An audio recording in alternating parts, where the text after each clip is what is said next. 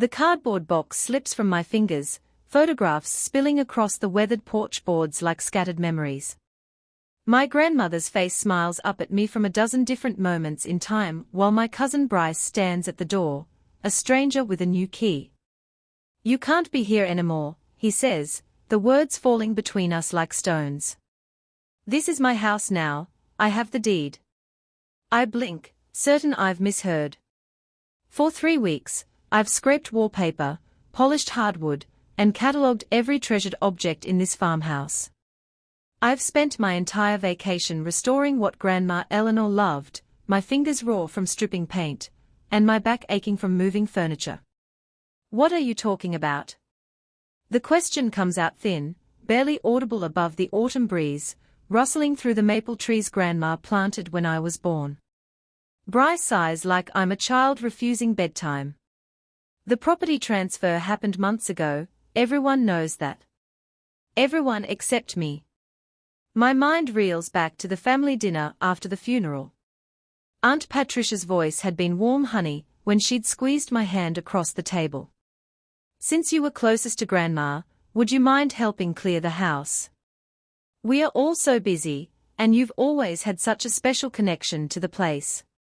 Heads nodded around the table, Uncle Richard, Aunt Patricia, Rachel, and yes, even Bryce, all of them smiling their agreement when I volunteered to handle the cleanup alone.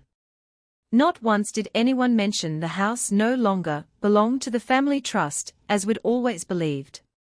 Not once did anyone mention it now belonged to Bryce. "I don't understand." I straighten, gathering the scattered photographs with trembling hands. "I've been working here for 3 weeks.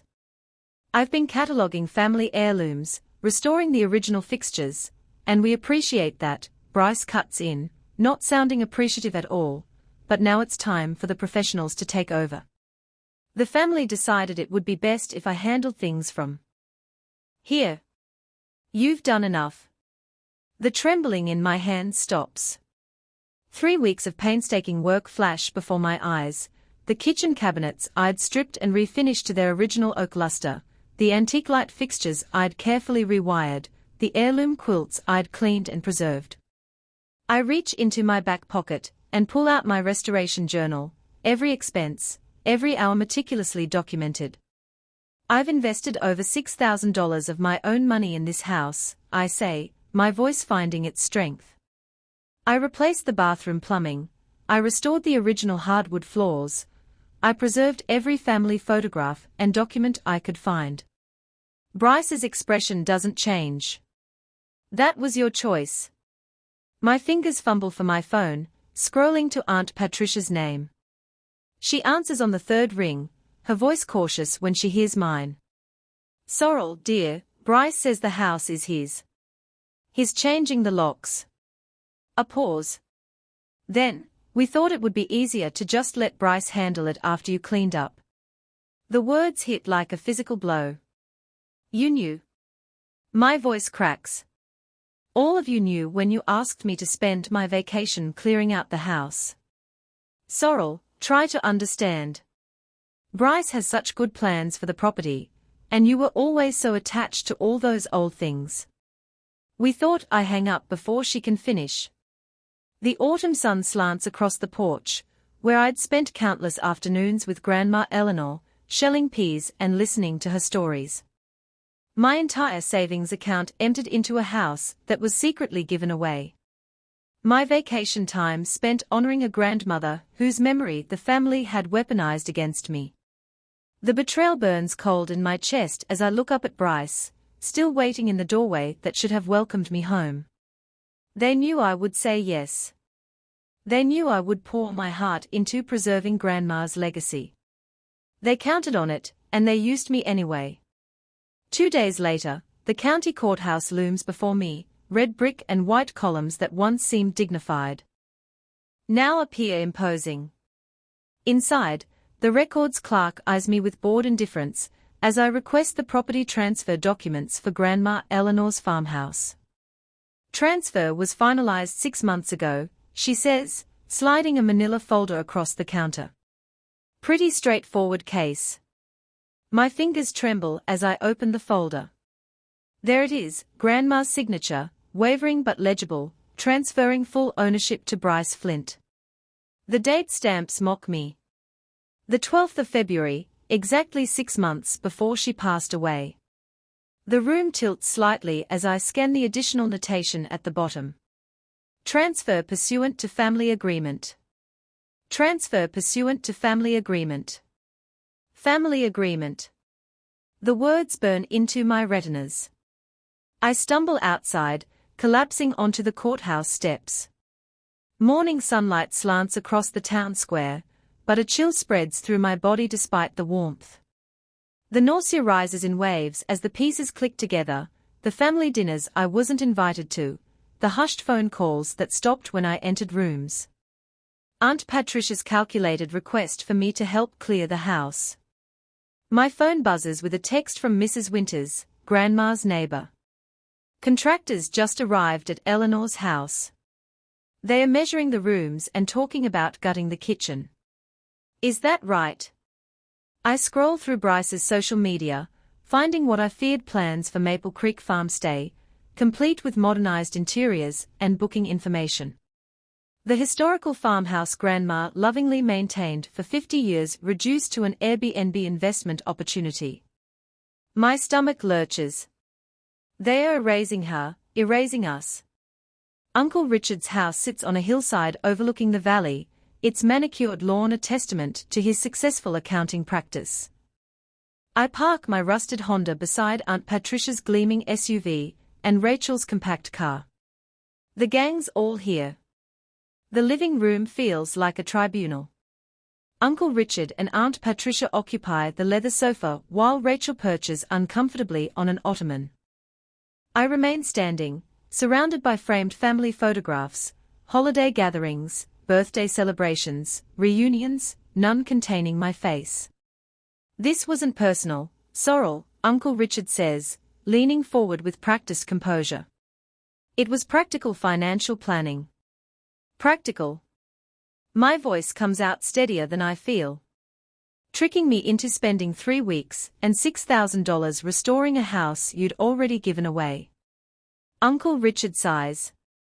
Eleanor needed convincing, but she eventually understood Bryce could make better use of the property. The tax implications alone. When did you decide? I interrupt. When did you all agree to keep me in the dark? Aunt Patricia fidgets with her pearl necklace. Sorrel, dear, you've always been so good with old things, so sentimental. We knew you'd want everything preserved exactly as it was. While Bryce has vision, Uncle Richard adds, investment opportunity, future thinking. Rachel studies the carpet, shoulders hunched, refusing to meet my eyes.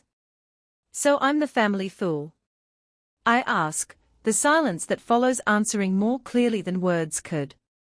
The sentimental idiot who would work for free while Bryce prepared to profit. Uncle Richard's jaw tightens. He needs the investment opportunity. You just want it for sentimental reasons. The truth lands like a slap. They'd assessed our respective needs and judged mine worthless. Uncle Richard pulls out a folder identical to the one from the courthouse. Bryce has contractors scheduled next week. They'll be clearing out the remaining items. Those items include family heirlooms I've catalogued, I say. Grandmother's quilts. Great. Grandfather's handcrafted furniture. Letters from the 1802nd. Worthless junk. Uncle Richard dismisses with a wave. Bryce needs a clean slate. Aunt Patricia attempts her honey voice. Perhaps you'd like to choose 1 or 2 mementos. I spent 3 weeks preserving our history. I snap. I exhausted my savings restoring what Grandma loved. Your choice, Uncle Richard says, shrugging. And now I need to make something very clear. You'll be trespassing if you go back to the property. The implications ripple through me. No legal recourse. No way to recover my costs. The library expects me back Monday. My vacation time depleted. The last physical connection to Grandma Eleanor will be bulldozed into modern neutrality. Her garden paved for parking. Her hand-built bookshelves ripped out for floating shelves from a catalogue. Don't make this difficult, Sorrel, Uncle Richard's voice hardens. The family has decided. I leave without another word, walking past the family photos that exclude me. Through the front door nobody bothers to hold open. The evening air smells like coming rain as I slide into my car, hands shaking too badly to insert the key. Then I remember the box of Grandma's journals I'd rescued from the water-damaged corner of the attic. The leather-bound books chronicling 60 years of her life, tucked safely in my apartment, because I'd planned to preserve them properly before returning them to the family collection. The collection that would now be discarded as worthless junk. As I drive home that night, clutching Grandma's journals to my chest at every stoplight, I face an impossible choice. Should I accept that the house is gone and preserve what little I have saved, or should I fight a battle against my entire family that I might not win? When family betrays you for money, is walking away sometimes the wiser path than standing your ground? The journals feel warm against my heart, as if Grandma's voice might rise from their pages with the answer. That same night, the smartphone screen glows in the darkness of my apartment, Bryce's post illuminated like a knife to the heart. Making progress on my new investment property. Captioned beneath photos of sledgehammers smashing through the kitchen cabinets, I'd spent 3 days restoring. The oak panels Grandma Eleanor had lovingly oiled every spring now splintered into a heap on her checkerboard floor. My thumb hovers over the comment button. I shouldn't, but the words type themselves. Those cabinets were original to the house. They survived a century until today. The response comes within minutes, not from Bryce, but from a law firm. The cease and desist letter appears in my email with clinical precision, warning against continued harassment, and defamatory statements regarding Mr. Flint's legally obtained property. My phone rings before I finish reading. Uncle Richard's name flashes on the screen. Sorrel, this has gone far enough, he says without greeting. The family is concerned about your behavior. My behavior. The words catch in my throat. Bryce is demolishing Grandma's kitchen. It's his kitchen now, Uncle Richard says, his voice taking on the practice patience he uses with difficult clients. We've discussed this as a family. Your attachment to the house isn't healthy. You mean you've discussed it without me? Several people have called me, concerned about your comments online. You need to let this go, for everyone's sake. After he hangs up, 3 more calls come in succession. Aunt Patricia, Cousin Dave, even my mother's cousin Lynette, who I haven't spoken to in years. Each conversation follows the same script. Richard says you're causing drama. It was just a misunderstanding. Think about what this is doing to the family. When the screen lights up with an estate sale announcement for Saturday. Antique furniture and collectibles. Everything must go. I throw the phone across the room. The morning brings no relief. I call in sick to the library, knowing I can't face the gentle inquiries from co-workers. Instead, I spread Grandma's journals across my apartment floor, 16 leather-bound volumes spanning decades. The spines crack reluctantly, as if protecting their secrets. Sleep becomes an afterthought. Coffee mugs multiply around me, leaving sepia rings on my hastily scrawled notes. I create a timeline on craft paper taped to my living room wall. Every family event, every house renovation, every mention of who visited and who didn't. By Tuesday, my eyes burn from strain and lack of sleep. The library calls. My supervisor's voice carries concern I don't deserve. Sorrel, we need you back tomorrow. I understand you're going through something, but we can't cover your shifts indefinitely. I glance at my bank balance, already depleted from the house repairs. A part-time archivist's salary barely covers rent, let alone legal consultation. The attorney I called yesterday quoted a retainer that might, as well have been $1,000,000. I'll be there, I promise, though my voice sounds hollow even to my own ears. A pattern emerges from the journals. March entries from 3 years ago asked Richard to drive me to Dr. Simmons. He's too busy. April. Patricia promised to help with spring cleaning but cancelled again. May called Bryce about fixing the porch step. He hasn't called back. And then always, Sorrel came today. She brought those almond cookies I like. The isolation of it stings worse than the betrayal. While I visited every week, driving the 45 minutes each way between shifts, the family who now claimed such concern had left Grandma to manage alone. Wednesday night, I find it. Pressed between journal pages describing her garden plans. A dried lilac flower, its color faded to the palest lavender. A note in Grandma's careful script beneath it. From the bush sorrel and I planted when she was 10. She's the only one who remembers its story. The tears come then, for the first time since Bryce changed the locks. 2 days later, the morning sunlight illuminates Aunt Patricia's garden as I walk up her driveway unannounced. The irises along her fence came from Grandma's garden years ago, divided and replanted. Their genetics identical to the ones now likely trampled under contractors' boots. Aunt Patricia looks up from her weeding, her smile faltering when she sees the journal in my hands. Sorrel, what a surprise. I was just about to call you. No, you weren't. The words come out steadier than I expected. But I'm here anyway. Her gloved hands fidget with the trowel. Honey, I know you're upset, but the house is just a building. You need to move on. It's not just a building. I step closer, feeling my spine straighten. It's her life story, and all of ours, too. I open the journal, finding the marked page. Bryce visited today. I read aloud. First time in 2 years. All he talked about was what the property might be worth if I sold it. I don't think Bryce has ever looked past the walls. He sees money. Sorrel sees memory.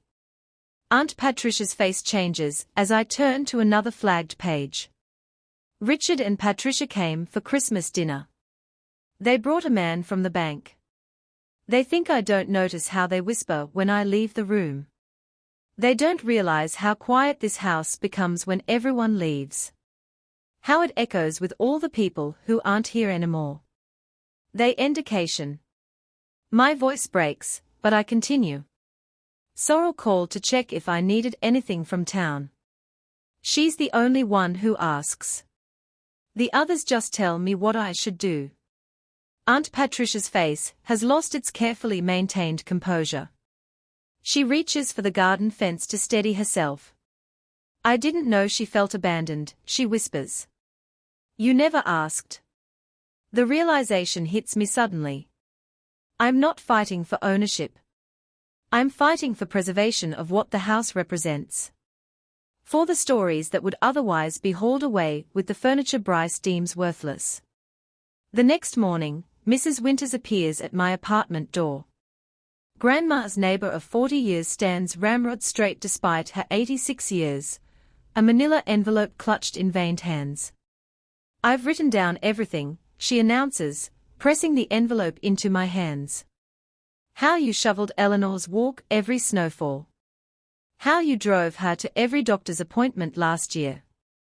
How she told me she wanted you to have her grandmother's china cabinet because you were the only one who knew where it came from. My supervisor calls that afternoon. I have someone you should meet, she says. A friend from law school who works with a pro bono group specializing in elder law. They are interested in your grandmother's case. Row.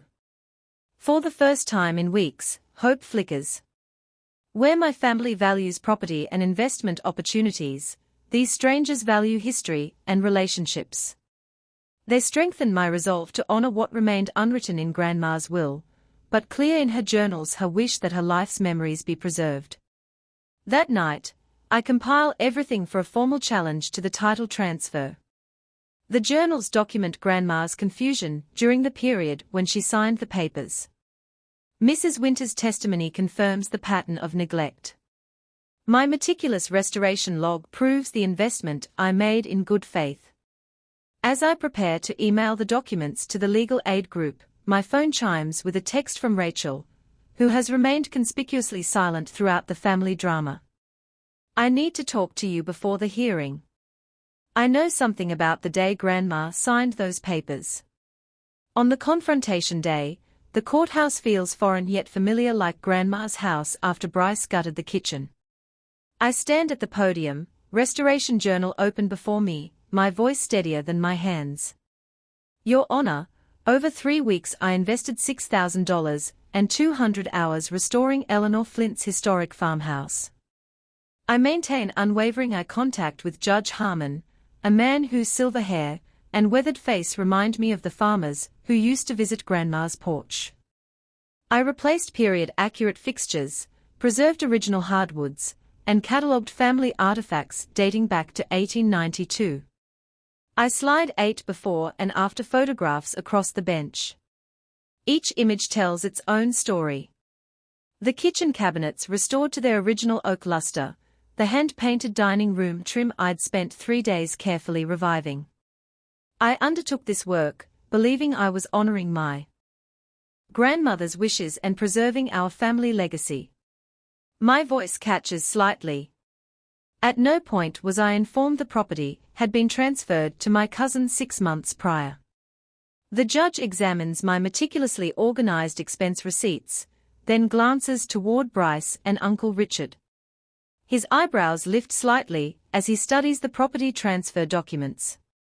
Miss Flint, these restoration costs are substantial for someone of your means, and this documentation is remarkably thorough.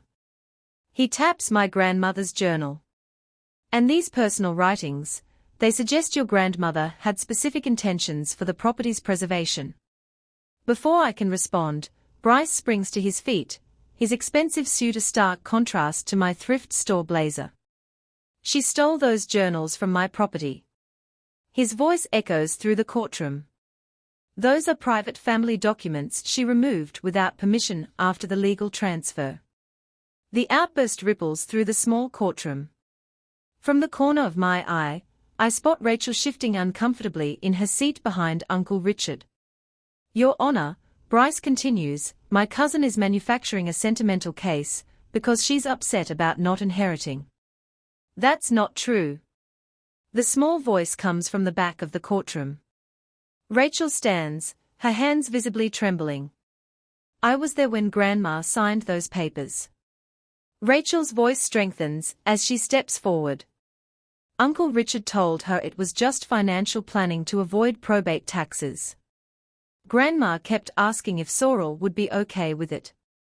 They told her Sorrel had agreed. Uncle Richard's face flushes crimson. Rachel, this isn't the place. Ms. Flint. Rachel, the judge interrupts. Are you willing to provide formal testimony about what you witnessed? Rachel nods, avoiding Uncle Richard's glare. I think that would be appropriate. Judge Harmon turns to the court clerk. Let's get Ms. Rachel Flint sworn in. As Rachel takes the stand, Uncle Richard tugs at his collar. The carefully constructed narrative begins. Crumbling around him, as Rachel describes how Grandma Eleanor had repeatedly asked about my approval before signing anything. When the testimony concludes, Judge Harmon removes his glasses, pinching the bridge of his nose. Ms. Sorrel Flint, given these allegations of misrepresentation, I need to ask, do you wish to pursue complete nullification of the property transfer, or would you consider a compromise that preserves the historical elements of the home? I hesitate, my breath catching. Would fighting for full ownership honor Grandma's memory better, or would finding a middle ground that preserved the house's legacy be more in line with her wishes? Before I can answer, Mrs. Winters, Grandma's neighbor of 40 years, approaches the stand. Her testimony paints a vivid picture of the farmhouse's significance to our small community. That wraparound porch hosted the town's first civil rights meeting in 1963, she explains. The Flint farmhouse isn't just a family home, it's a landmark of our shared history. My pro bono lawyer, a former library patron who'd volunteered after hearing my story, presents my documentation next. My client's educational background in archival science and historic preservation makes her uniquely qualified to maintain this property's historical integrity. Even my boss from the library testifies about my professional dedication to preserving community history. In my 30 years as head librarian, I've never seen someone with commitment to honoring the past while making it accessible to future generations. The judge nods thoughtfully. The court recognizes a clear pattern of care and commitment on Ms. Sorrel Flint's part, which stands in stark contrast to what appears to be primarily investment interests. My lawyer introduces one final argument. Your Honor, we believe this case also involves unjust enrichment. Mr. Bryce Flint has directly benefited from my client's substantial unpaid labor and personal financial investment, which has significantly increased the property's value. During the recess, Uncle Richard approaches me in the hallway, his confident facade now replaced with nervous energy. We should talk about settling this, he mutters. There's no need to drag this out. Nearby, Aunt Patricia speaks with the court clerk. I never knew all the details, she insists.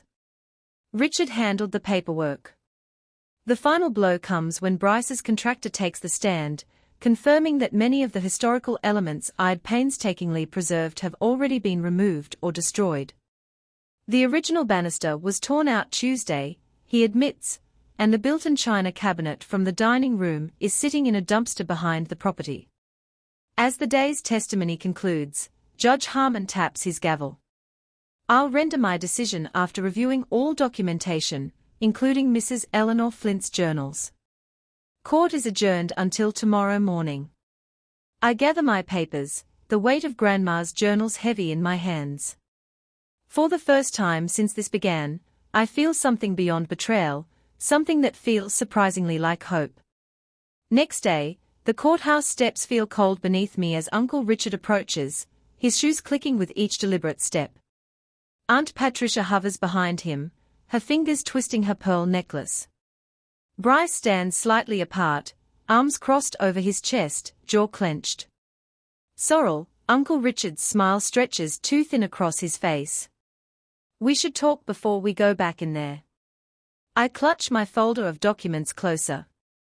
Days and nights of restoration journals, expense receipts, and before and after photographs press against my ribs like armor. The family has discussed things. He continues, lowering his voice to a conspiratorial whisper. We think we can find a compromise that keeps our private matters private. Aunt Patricia nods quickly. Family unity is what your grandmother would have wanted, not this public embarrassment. Public embarrassment, I repeat, tasting the words. Is that what you call the truth? Uncle. Richard's eyes narrow. Consider your professional reputation, Sorrel. The library board includes several of my golf partners. Small towns talk, and being known as someone who attacks her own family over property. Over lies, I correct him, my voice steadier than my hands. Bryce steps forward, pulling a folded check from his pocket. $2,000. That's fair compensation for your time. Take it, and drop this nonsense. The amount hits me like a slap. $2,000. Less than a third of what I spent restoring floors he plans to tear out, plumbing he'll rip from the walls, fixtures I polished by hand.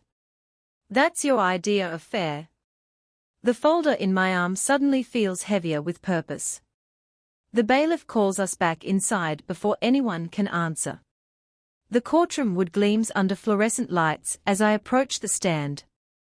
Judge Harmon's eyes follow me, assessing. His silver hair catches the light as he leans forward. Miss Flint, I understand you wish to present additional evidence. My voice finds its strength in the quiet room. Yes, Your Honor. One by one, I place my exhibits on the table. The leather-bound restoration journal with dated entries and photographs. The stack of receipts, each one highlighting materials purchased with my savings. The contractor quotes showing what professional restoration would have cost. The wall of evidence grows, physical proof of every hour and dollar I invested, believing I was preserving family history. And this, I say, placing my grandmother's journal gently atop the stack, contains entries from the last year of my grandmother's life. I opened to a marked page and read her words aloud. The 15th of September. Sorrel spent the weekend helping me organize the attic. She understands why these things matter. The stories they tell. When I'm gone, she's the one who should preserve this place. Not to sell it, but to keep our history alive. The courtroom remains silent as I close the journal. Your Honor, my pro bono attorney says, rising to stand beside me, we've documented the extensive work my client performed under false pretenses. We are asking the court to consider co-stewardship based on sweat equity and the deceased's clearly documented intentions. I step forward. This isn't about ownership. It's about honoring a life and preserving our history. The attorney places a folder before the judge. We are proposing historical designation for the property with shared family access. My client doesn't seek to exclude her family from the house only to ensure its preservation. Judge Harmon studies me over his reading glasses. Expression thoughtful. An unusual proposal, Ms. Flint. Most people in your position would simply seek full ownership. The house deserves better than being a prize in a family fight, I answer. My grandmother believed that. So do I. 2 days later, we gather again. The courtroom is fuller now. Mrs. Winters sits in the front row alongside my boss from the library, and several neighbors I recognize from my grandmother's street. Word has spread about our family's private war. Judge Harmon clears his throat, silencing the murmurs. In the matter of the Flint property transfer, I've reviewed all submitted evidence and testimony. He looks directly at Bryce. While I find the transfer legally executed, I also find compelling evidence of unjust enrichment and moral obligation. Uncle Richard shifts in his seat. The property will remain under Mr. Bryce Flint's name, the judge continues, but with conditions. My heart sinks, then steadies as he continues. First, Mr. Flint must reimburse Ms. Sorrel Flint for all documented expenses related to the property's restoration, totaling $6,743. Bryce's face reddens. Second, the court grants co-stewardship rights to Ms. Flint for purposes of historical preservation and documentation. Any structural modifications to the property must be approved by both parties for a period of 5 years. The judge leans forward, removing his glasses.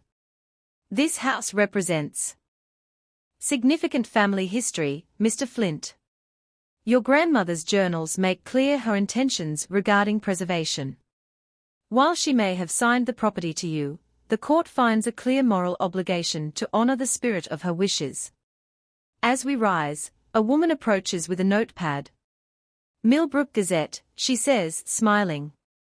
I'd love to interview you about saving your grandmother's historic farmhouse. Our readers appreciate these stories of preservation. Bryce pushes past us, face flushed with humiliation. Uncle Richard hurries after him while Aunt Patricia stands frozen, uncertain which direction to choose. Later, as people filter out of the courthouse, Bryce catches my arm in the hallway. This arrangement won't work, he says, voice tight with frustration. The restrictions, the media attention, it's not what I signed up for. You wanted an investment property, I remind him. That's still what you have. I'm offering to sell my rights to you at a reduced rate. His words come fast, desperate. Take your precious museum. I'm done with this. The offer dangles between us. Everything I fought for is suddenly within reach.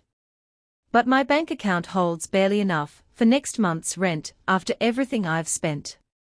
I can't afford to buy you out. I admit. Figure it out. He releases my arm. Because I'm not playing house curator for the next 5 years. That evening I stand alone in the partially gutted kitchen. The original farmhouse sink I'd rescued from the barn and restored sits balanced on sawhorses, waiting for installation that may never happen. My fingertips trace the worn edges, feeling the ghostly imprints of my grandmother's hands washing decades of family dishes. The walls around me, half stripped, half preserved, tell our story in layers of paint and paper. I press my palm against the oldest layer, exposed where Bryce's contractors began demolition. I don't have the money to save this house. But somehow, I can't walk away from the only walls that remember who we really were. The brass key slides into the lock with a satisfying click. 6 months after the courthouse battle, I push open the farmhouse door and breathe in the scent of beeswax polish and fresh paint. Light streams through windows I've spent weekends restoring, catching dust motes that dance above the refinished hardwood floors. Morning, Sorrel. Mrs. Winters calls from the kitchen, where she's arranging wildflowers in Grandma Eleanor's cut glass vase. Behind her, 3 volunteers from the Historical Society carefully hang framed photographs along the hallway. The school group arrives at 11. I remind them, my voice carrying a confidence that still sometimes surprises me. No longer the woman who dropped family photographs in shock on this very porch.